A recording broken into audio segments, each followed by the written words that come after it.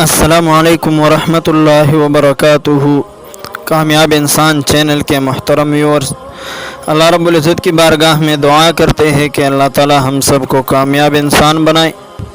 आज के वीडियो में दर्दों से निजात के लिए एक मसनून वजीफ़ा दिया जाएगा। दर्दों से निजात, आम तौर पर दर्द हमारे बड़े हज़रात जो घर में होते हैं, वालिदैन, बूढ़े वालिदैन, उनके बदन में दर्द होते हैं और उस दर्द की वजह से वो बहुत तकलीफ़ में वक्त गुजारते हैं। वालिदैन के दर्द को दूर करने के लिए नहीं, बल्कि जो भी तकलीफ़ में हो, जो भी मुसीबत में हो, बदन में उसके दर्द हो, ख़ासकर जोड़ों में, कमर में दर्द हो, तो उसको हम मिनटों में अल्लाह रब्बुल इज़्ज़त के साथ ताल्लुक़ कायम करके उसको ख़त्म कर सकते हैं। एक सहाबी के बारे में आता है कि जब वो मुसलमान हुए तो उसने शिकायत की, या रसूल अल्लाह सल्लल्लाहु अलैहि वसल्लम, मेरे जिस्म में जगह जगह दर्द रहता है, इसके लिए कुछ तजवीज़ फरमाइए।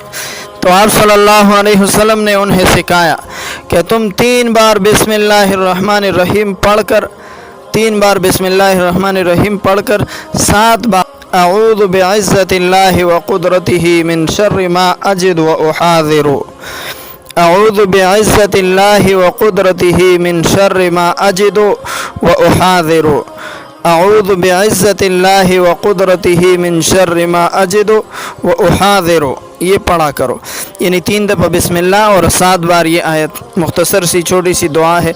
अऊज़ु बिइज़्ज़तिल्लाहि व क़ुदरतिही मिन शर्रि मा अजिदु व उहाज़िरु।